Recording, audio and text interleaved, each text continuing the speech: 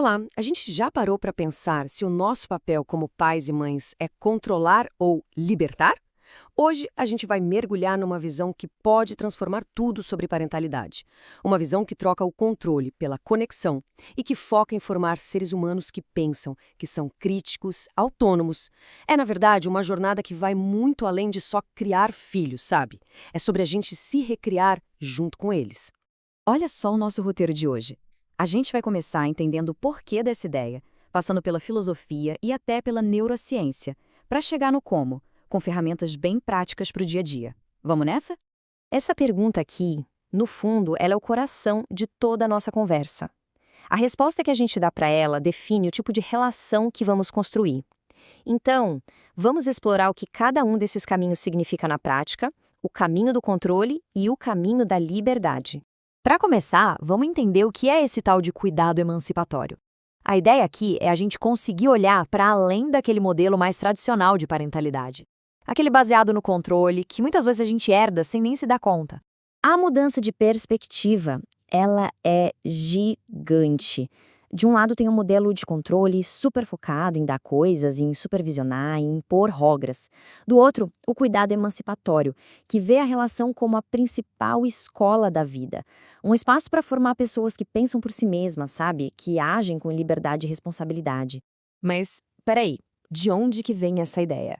Ela não surge do nada, não. Existem bases filosóficas muito fortes que mostram por que colocar a ética e, principalmente, a escuta no centro de tudo muda completamente o jogo. E a grande inspiração aqui, gente, é o educador Paulo Freire. Ele nos ensina uma coisa fundamental. Educar não é impor o que a gente sabe, mas sim criar um diálogo. Trazendo isso para a parentalidade, significa que a relação é uma via de mão dupla, onde adultos e crianças aprendem e ensinam o tempo todo. E aqui está a grande virada de chave. A postura do adulto muda. Em vez de ser aquela figura que dita todas as regras, que transmite o conhecimento de cima para baixo, o adulto se torna um mediador. Alguém que escuta, que ajuda a criança a construir os significados do mundo lado a lado. E essa ideia se encaixa perfeitamente com o pensamento de um filósofo chamado Emmanuel Levinas. A ética da alteridade dele diz algo muito profundo. A nossa responsabilidade com a criança não é uma troca. Não depende se ela mereceu, se ela se comportou bem. É uma resposta que nasce simplesmente porque ela existe e é vulnerável. É incondicional. A analogia da bússola é perfeita para isso. Pensa numa bússola interna. Só que a agulha dela não aponta para o norte. Ela aponta de forma constante e incondicional para a necessidade daquela outra pessoa que está ali, na sua frente. Essa é a essência dessa responsabilidade que Levinas descreve. E quando esse tipo de cuidado, esse cuidado ético, se torna a base da relação, uma coisa fundamental acontece. A gente cria um ambiente de segurança emocional. E essa segurança é literalmente o alicerce sobre o qual todo o desenvolvimento da criança vai ser construído. E é aqui que as ideias do psicanalista Donald Winnicott se tornam tão importantes. Ele nos lembra que mais do que qualquer técnica ou método, o que realmente molda uma criança é a qualidade do ambiente e da relação que a gente oferece. O conceito mais libertador de Winnicott talvez seja o de ser suficientemente bom. A ideia não é buscar a perfeição, que é impossível e só gera estresse. É sobre oferecer uma presença consistente, um colo emocional, que ele chamou de holding, que cria segurança para a criança simplesmente ser quem ela é, sem medo. É como ser um porto seguro. A criança é como um barquinho que precisa de coragem para navegar, para explorar o mundo. A nossa presença constante e acolhedora é a certeza de que, não importa qual seja a tempestade lá fora, sempre vai ter um lugar seguro para retornar e se reabastecer. E o mais fascinante é que tudo isso que parece tão filosófico, tão subjetivo, tem um impacto direto e físico.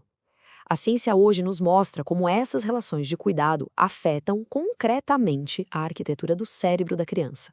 Pois é, a neurociência comprova. O cuidado responsivo, ou seja, a nossa capacidade de perceber e atender às necessidades da criança de forma consistente, isso literalmente esculpe as conexões neurais. De forma bem direta, o afeto constrói o cérebro. E o que isso fortalece especificamente? algo que os cientistas chamam de funções executivas. Pensa nisso como se fosse a torre de controle do cérebro.